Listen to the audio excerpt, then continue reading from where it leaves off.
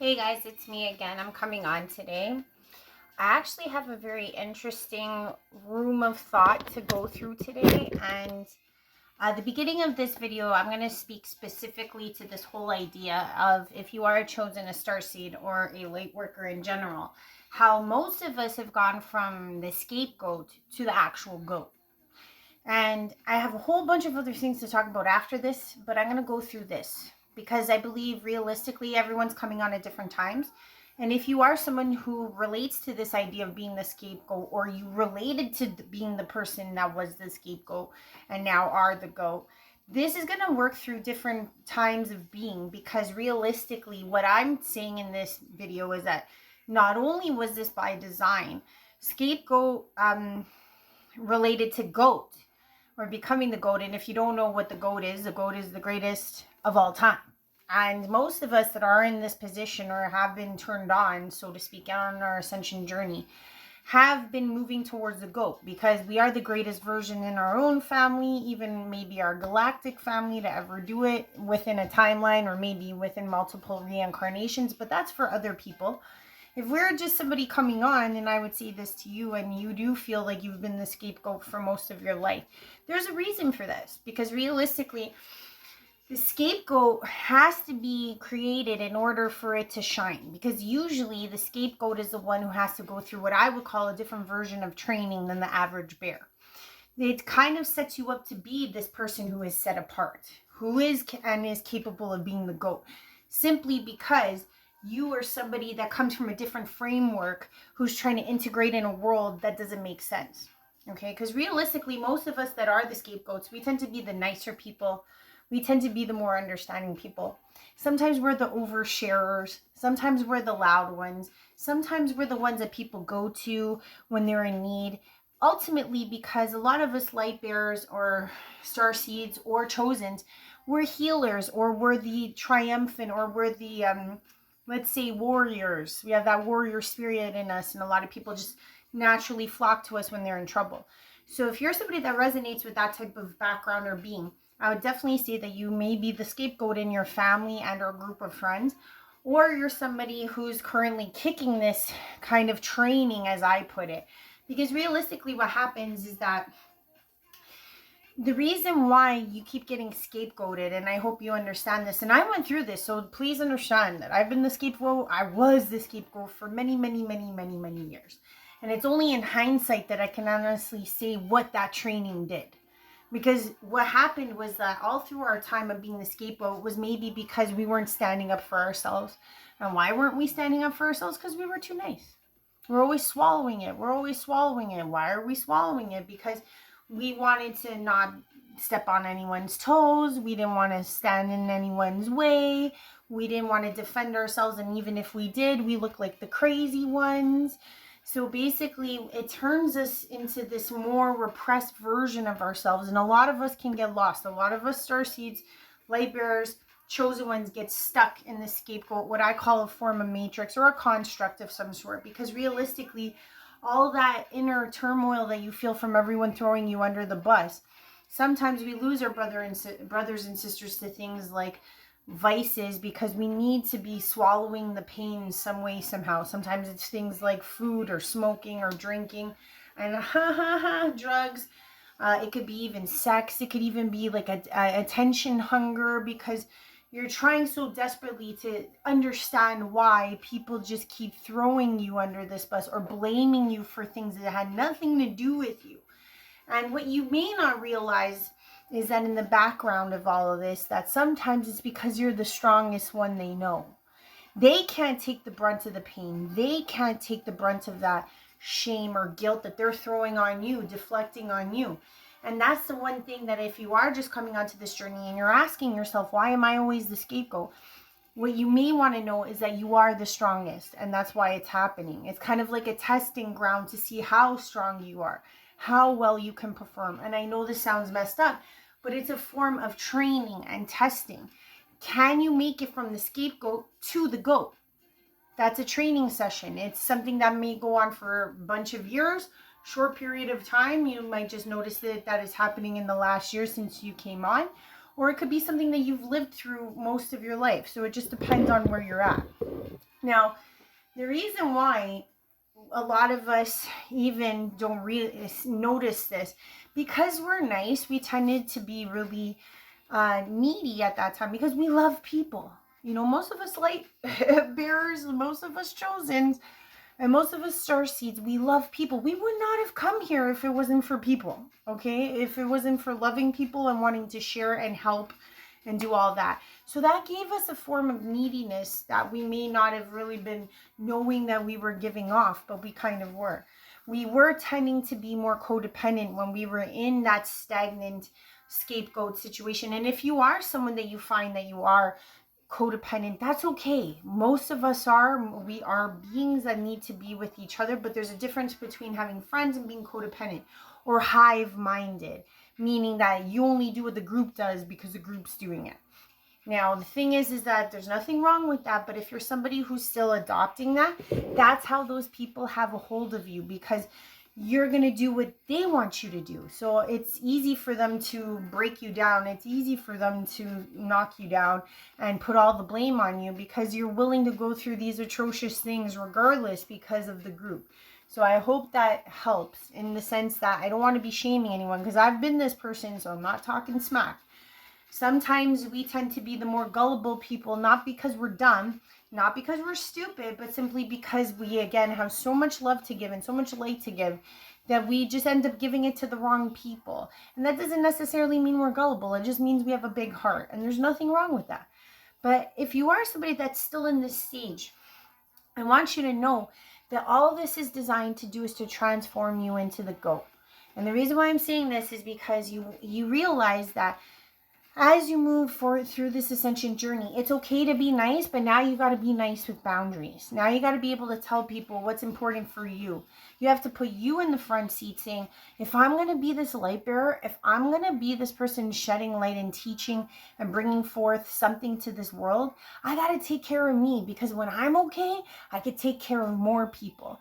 There's something wrong in our understanding as we grow up as these implants here on this planet, is that we think because we come from a place, most of us, either incarnated or we come from a place of love. So it's hard for us to understand what it means to just be cruel and unkind and evil and all these other things that are just very foreign to us light workers or us chosens. It's just the way of the land. So the thing is that we tend to sabotage ourselves by being overly nice. And the thing is that we realize niceness isn't what the goal is. It's okay, you know, in that time or that season to be nice. But in this moment in time, as we're trying to get through this type of construct, you have to realize that now you're the principal person. You need to look out for you, simply because if you want to be the best version of helper here, you got to be the best you. Because if you're being dragged down by people still, how are you going to be this warrior? How are you going to be this light bringer? How are you going to be this teacher? How are you going to be this motivator and or leader? Because if you're still being led by others, you're not really truly stepping into your leadership role, which a lot of us have within us. So please understand this, when you move into the GOAT section and you can like do one of these, is when you've realized that you've turned your niceness into an understanding person. You're understanding, but you have your boundaries because no one's going to step on you anymore. That's basically what transpires. You go through all this training, you go through this basically this construct, and you break it all down so that you can be transformed into this new person during the ascension journey. And the thing is, this is why I talk like this, because some of you are just coming on to it. This will be part of your journey because most likely you're the scapegoat in your family or in your group of friends. I would put it like 9 times out of 10. If you're a light worker of any sort, you are the scapegoat, and I'll put some money on that. But please don't come at me for some money, because I really am not putting money on it. But you know what I'm saying. And for those of us that are overshares, or we're overshares, because that's the thing, when we're in the scapegoat kind of construct, it's like we're overshares because we just have so much love and so much emotion and so many things to try to give to the world. And would you believe that most of us will end up being silent ninjas in the GOAT stance? Why? Because some things are not meant for everybody. Some things people will use against you. Some things people will turn around and mess up your words. So it's better to just keep your mouth to those that don't need it, and only provide words for those that you're going to vibrate or resonate with, because those are the ones that need to hear it. Not all those I don't know, I was going to call them jagaboos. I don't even know the words for these people. Our old friends, our old family members, our current friends, our current family members, depending on which side of this you are on. But most times out of 10, you're going to become more stealthy and more silent. And that's how you become the GOAT, because realistically, they don't need to know your plans. They don't need to know what you're doing, because realistically, that's between you and God anyways, right? God is your source. God is your power within you, out of you, keeps you silent, keeps you stealthy. So I'll just say that. And the reason why we want to move into the GOAT mentality is because, like I had said before, if you guys are struggling with vices, and I said it could be drugs, it could be sex, it could be porn, it could be food, it could be anything that's obsessive, okay? Realistically, even attention. You know what? If you're always trying to grab attention because of how crappy you feel, always being used and abused and thrown under these proverbial buses, like I've mentioned many, many times, as you're moving into the GOAT section of your life, you'll notice that through this training, you'll have to desist on those vices, because that's how you truly win. Because the thing is that when you are cramming yourself full of vices, and trust me, I've been down a lot of those roads. I've been fat, I've been skinny. I've been a drunk, I've been sober. I've been, a quiet mouse, not standing up for myself, to really putting up those blockades and really saying what I mean and meaning what I say. And the reason why we're doing that, reason being so that we can get this on our throat chakra, the truth-telling chakra, the one that's going to really pierce through that veil and pierce through these people, which is your throat chakra. So please understand that if you are somebody that's currently on this path, you're now realizing you're the scapegoat. You're like, how do I get out of it? If you have vices, I know this will be really freaking hard. I know, because this shadow work that I keep talking about, this minimization of traumas, this overcoming all of, scapegoat release is not easy. But I'm guaranteeing you, if you follow what I'm saying, you break these vices down one by one by one by one, and you start to realize that you have the power over your own self, you start to move into this mentality, in the GOAT mentality, which is to be as healthy as you possibly can, as happy as you possibly can, and overall just whole. Okay? Because the thing is that vices don't keep you whole. Like I'm saying, no one's perfect. I'm not saying don't ever make a mistake. Don't ever drink a beer. That is not what I'm saying. But I'm saying that just like the friends and the codependency thing, this is how they get you to. Because the thing is that I'm guaranteeing that if you're, eating a lot and you're big, you're not happy. If you're drinking a lot and you're alone, you're not happy. If you're taking pain medication or medication in general to balance you out because you can't hack life right now, you're not happy. So the thing is like everything that us light and channelers and star seeds and chosens, there's so many names for us because there's so many people from so many different galaxies coming here to be here right now. Ultimately, we're all trying to reach this Christed consciousness. And part of that is trying to move into this whole sense of self, of the I am presence. And how you get to being that I am presence, or the GOAT, so to speak, is that this challenge with vices is one that you've got to face, because then no one has a hold on you. No vice has a hold on you. No dark side has a hold on you. And the more pure, and that's why a lot of people talk about intermittent fasting, because that's a way to cleanse stuff out. That's the whole purpose of this. That's how you get to the GOAT mentality. Because realistically, if you still got these things holding you down, and again, I'm not saying get rid of everything tomorrow. You've got to work through this one by one by one by one. And the thing is that what you'll realize, because there's always a middle ground. Once you kick most of these habits, and I mean, why you have to kick them originally is because you have to make sure that you can even do it. Because you don't want anything holding you back. You know what I'm saying? But realistically, as let's say time goes on and let's say you pass this point and you realize that you're more of a whole person, not only will you not even care that you've left them, even if you were in years after to move into maybe eating more, like let's say you went super healthy, and then you want to, like, once you've mastered it, move back into maybe eating more cheese or eating more butter or whatever the case may be.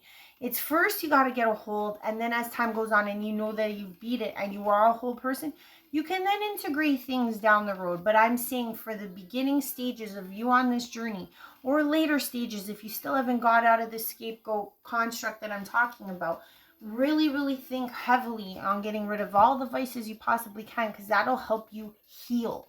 You can't heal if you're all covered up. Because realistically, like I said, I've been all of these people. Okay? I've done it all. And I can honestly say that, yes, it fucking hurts to go through pain. Yes, it sucks to feel feelings. But the thing is that if you do it sober, and you explore the feeling, and you move through the feeling, and you get through that pain, you defeated it. You are winning over yourself. You get what I'm saying? Nothing is going to control you, and that's where the power comes from. That's how you move into being the GOAT. That's how you actually heal, and you actually become whole. If you try to keep like placating it and putting more things on top of you, it doesn't work.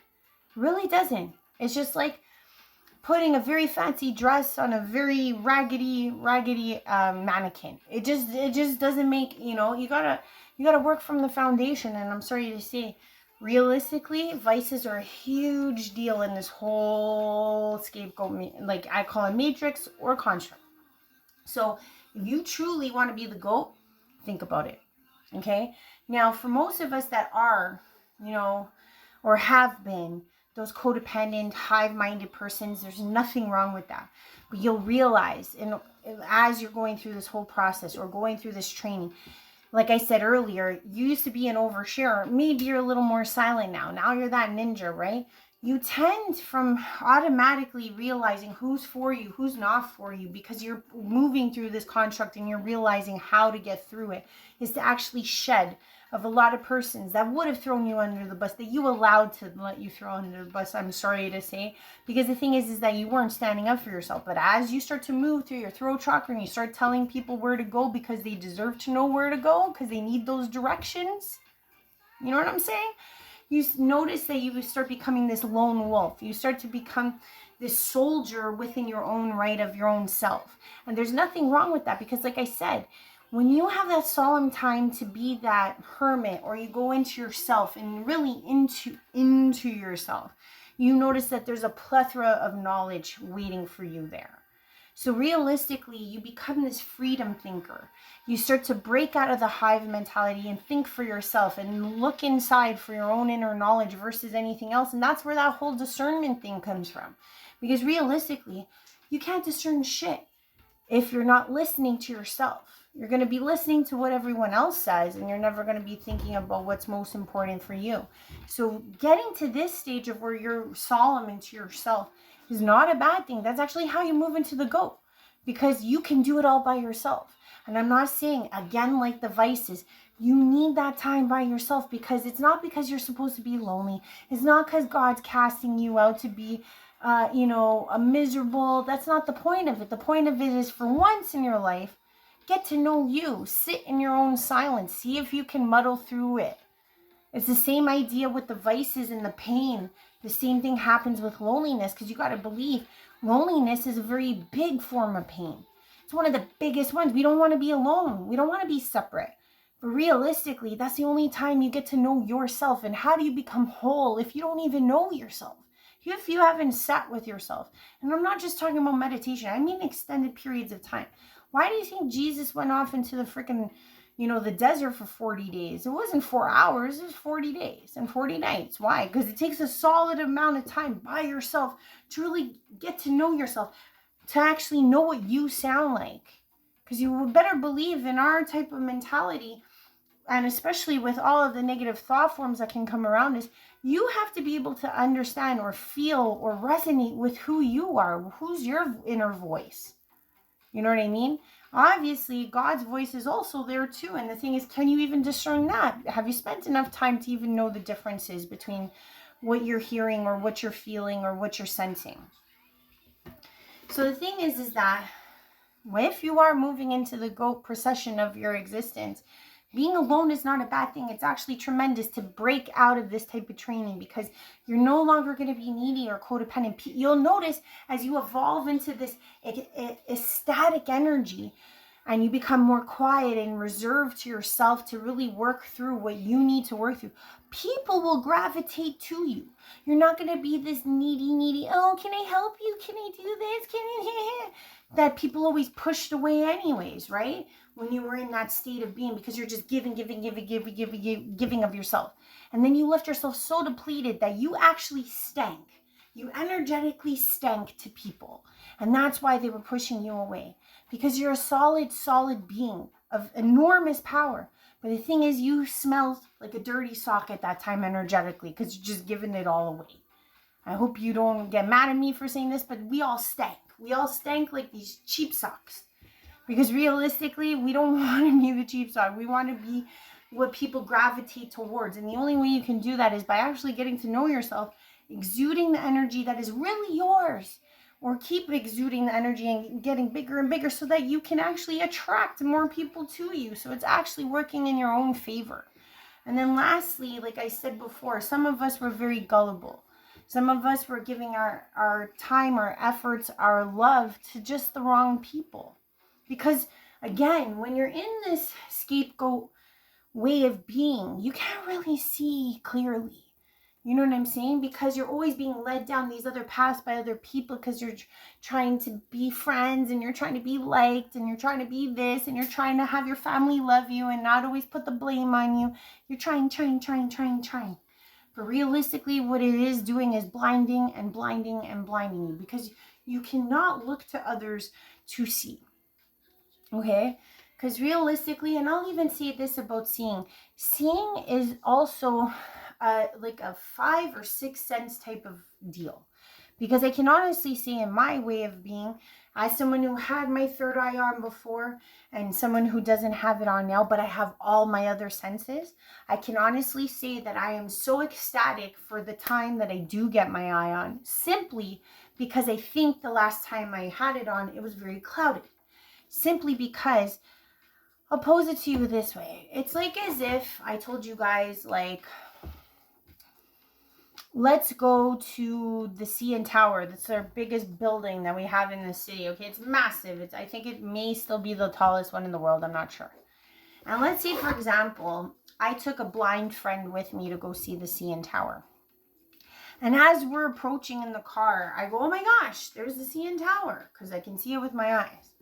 Now, the blind person beside me would say, well, I don't hear the CN Tower. I don't taste the CN Tower. I don't feel the CN Tower. I don't smell the CN Tower. Is the CN Tower even there? Why? Because when you are blind, all your other senses become so much more enlivened. That sight is kind of like the last of the senses that you truly look to if you are blind. So in my experience, because of what I've gone through, I truly feel that when you are going through the scapegoat to the goat, it's all due to all of the senses that you've now cultivated as you've gone through this training. Because realistically, sometimes you have to put people up to tests. Sometimes you have to put people up to certain tests simply because they may seem, or they may be seen as a good person, or they might, show themselves as a good person. But the thing is like, do they smell like a good person? Do they act like a good person? Do they feel like a good person? Like if you were to give this person a hug, would they feel warm and cozy and comfy when you hug them? Those are certain senses, or listening, hearing what they say versus what you see. You know what I mean? Those things are so important when you are moving through any type of test or any type of way of being or discerning in your life. So don't only just look at things from one perspective. Maybe close your eyes for once and start to cultivate all the other senses that it takes to get through this journey. So I just wanted to say that. So this is going to be the second part. If you want to shut this off, this was just my speech about how to go from being the scapegoat to the goat, because I feel like that's what all of us are going through in this time. But I'm going on to the second thing because I've been seeing a lot of parallels happening in my life in the last couple of days. It's been kind of freaking me out, and I got to talk about it to you guys. not freaking me out, but I need to make a mental point because it's just too many parallels. So I'll start off with this. Today I went to a funeral for a high school friend of mine that passed away suddenly. It was really tragic. Literally, the guy was going to work 2 in the afternoon, fell asleep at the wheel, done like dinner. It was atrocious. And I was, one of my old friends from high school let me know that this guy had passed away. He had thought that, you know, maybe because of my other gifts that I might be able to help him out or see if Joe's okay. His name was Joe. Sorry, I didn't mean to say his name. But anyways, so I go to this funeral and I realize that, like, I do miss my old abilities because I could have been able to see if Joe was there. I could feel that Joe was there, but I couldn't see that Joe was there.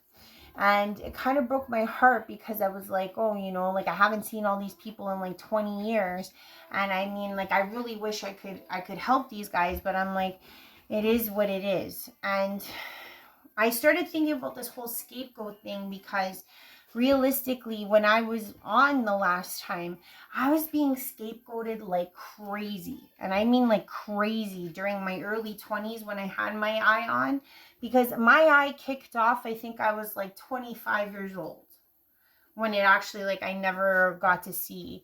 And I could see that one of the main reasons why I didn't do what I was supposed to do was because of this scapegoating thing. It was realistically because I always felt like I was wrong. And like in some ways that I could be tricked, that I could be dissuaded. And I truly feel like that is one of the reasons why God designs this scapegoat to the goat type of transference, because that is truly where you find the discernment in your path. And I can honestly say that because when I had my eye on, I used to see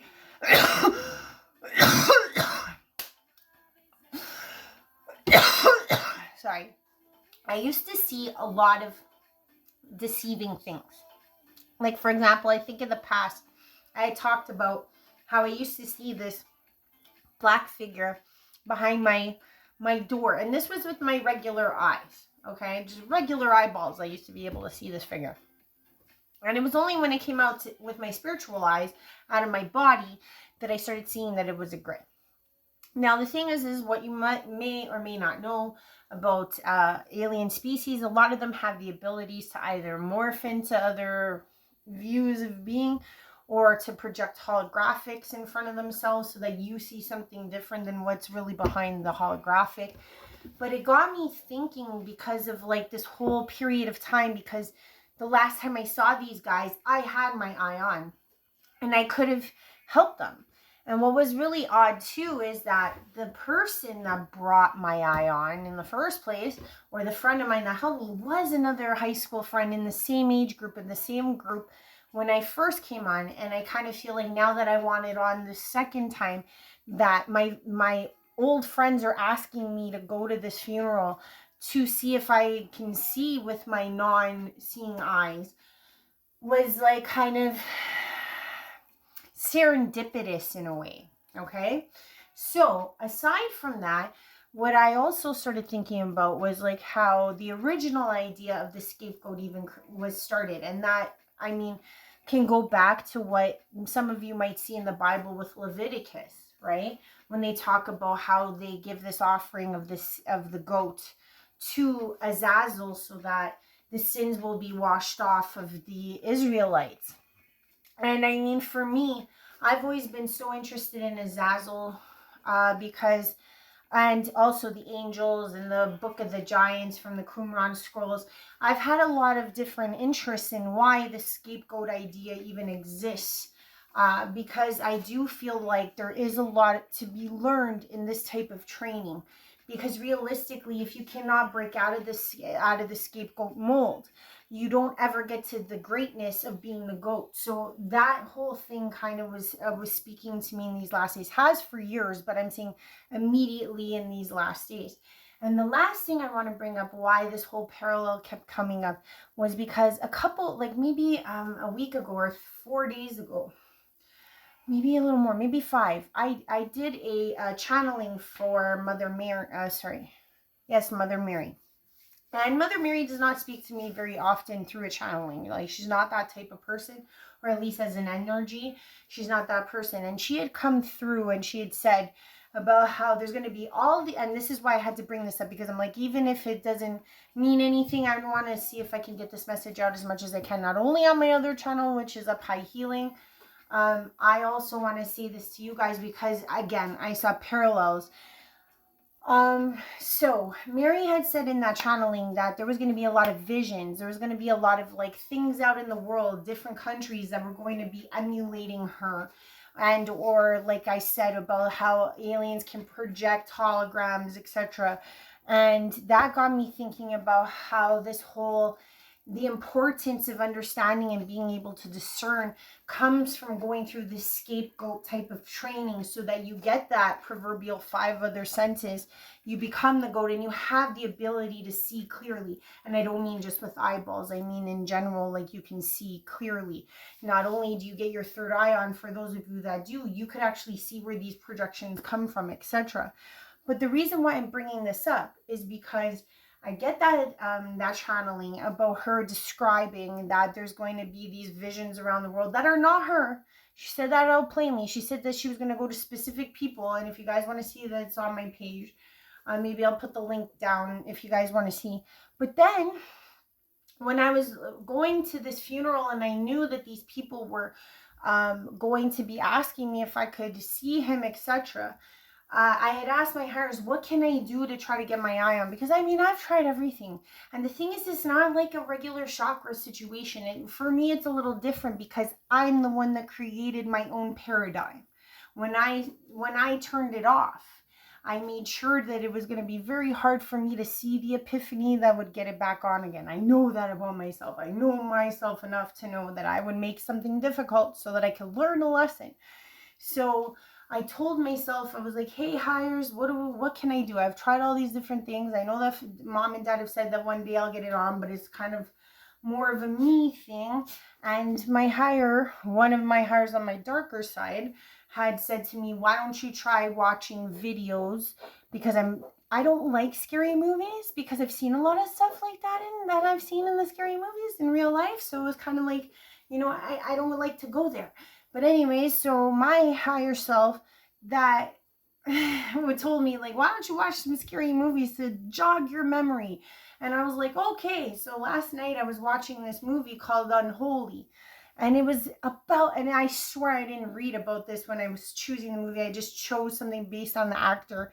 And it was about how this girl is being overtaken by a demonic that was named Mary in a past life, or she died being burned, and how this darker entity was taking over this young virgin girl, using things like miracles to perform for her by getting others in this church to proclaim themselves to Mary. But the thing was that it wasn't Mother Mary of God. It was just this woman Mary, a previous entity from, let's say, the 1800s, I believe.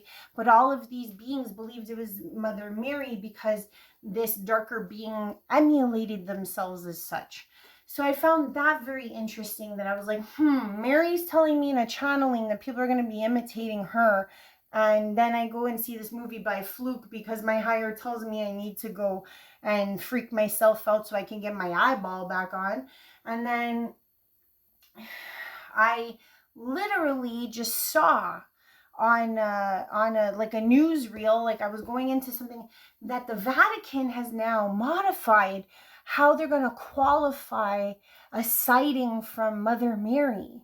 And I was just like, wow, I'm like, something's, you know what I'm saying? So it's like, why did the Vatican put this news press out like last week that they're going to change how Mother Mary is seen?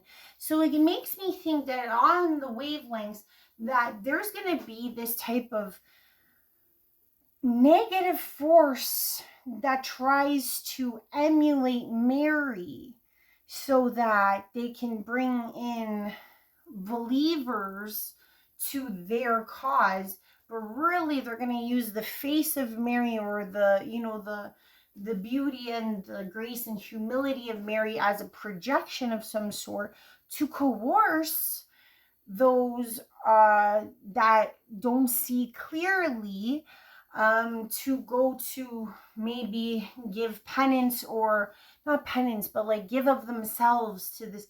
So I know this is a little far-fetched and totally off of the wall from what I would, but this whole thing with the scapegoats, and then my friends asking me to kind of replay something that happened to me when I was young with my eye, and the seeing clearly thing, and then Mary telling me about how there's going to be falsities and that we need to see clearly.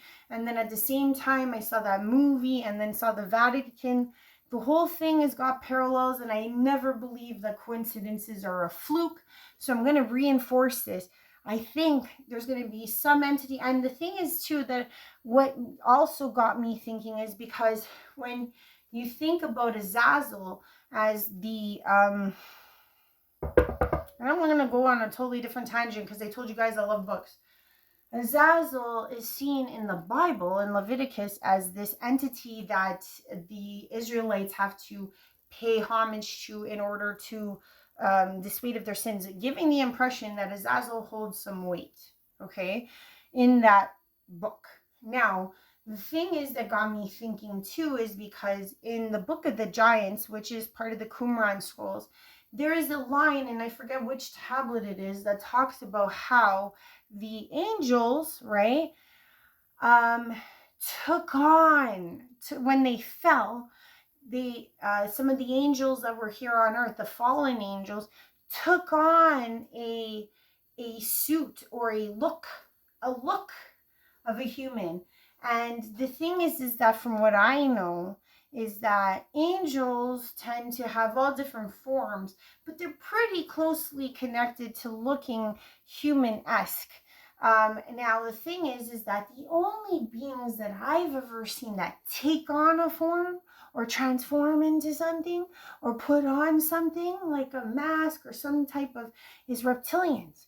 So I started thinking, I was like, okay, maybe those angels, those fallen angels that they talk about weren't really fallen angels, but really were reptilians, because the giants were already existing. The Nephilim were somewhat seen as different than demons, if you get my drift. Sorry, did I say the fallen had the suits? No, sorry, the demons had the suits. So there's Nephilim, demons, and giants all at this time, okay, not to confuse anyone. The giants were seen as the children or the byproduct, they think, of Adam, and the angels sleep, like the children of Adam sleeping together, that made the giants.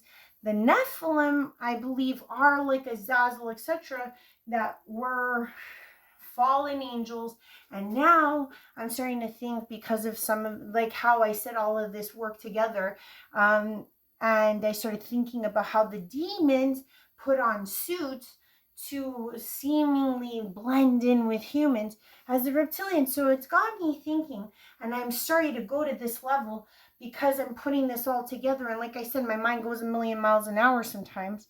What if it is the reptilians themselves that who are always trying to cultivate our juice, our spiritual juice off of us all the time, are going to somehow be able to create some type of form of projections of Mary, so that people, or even Yeshua, but Mary was the one who started this for me, so I'm just going to go with it, that she may be the easiest because so many people pray to her aside from Yeshua. So she's another character that is really huge on this planet, and they're going to do these projections in order to loose fear off of people. Because, like, let's say, for example, if they put some huge projection out into the sky of Mary maybe falling down, or casting something, or a beam comes out of her, or something like we've seen in other smart cities, it could cause a lot of uproar of fear or something to that degree, and it might be used in some mechanism of their choosing. But I just wanted to really throw that out there, and I'm sorry that this is all disheveled, but I must say this because I just see too many parallels. I'm going to pay attention because I don't think that these things are incongruency by accident. So why I kept getting that thing about the Book of the Giants from Qumran, and then I've got this thing about Mary going on, and then I got this thing about Azazel and the scapegoats. and how we need to train out of the scapegoat matrix or confines in order to be more happy, healthy, and whole as a goat, because it's important for us to discern and have this ability to see clearly, because maybe the lines are going to get a little more crossed. So I feel like it's very imperative that we all get to this place of knowing ourselves well enough so we can see not only with our eyes, but with these other feelers, so that when all this fake shit comes out, we're doing this, we're feeling it, we're tasting it, we're touching it. We're using all of these tests so that we know what's real and what's not, what's from the dark and what's from the light. Because I can honestly say that when I had my eye on and I saw all this stuff and I saw these different things and realized that, you know, certain beings had certain places, I realized that my eyes could trick me very easily. Because the thing is that if I wasn't asking the right questions, or I wasn't, you know, researching enough or trying to figure out things more, and what I mean by researching is doing my meditations, doing my downloads, piecing things together back then, I could be tricked. And that's why my faith was very flimsy back then, because all I had was my eyes. But if you do this scapegoat work, I feel like when you do come off on the other side, you actually get those other senses kicked in. So your capabilities would be like blindfolded, and you'd be able to discern or feel if the entity or the vision or the thing is giving you some type of solar plexus gut feeling, or different feelers are out there, so that we can discern going forward and try to teach people or show people why these things are false. So I know this is a lot to process and this is a big video, but yeah, I just want to put that out there because I feel like this work's got to get done, because there's more coming our way. I love you guys. Have a good one. Peace out.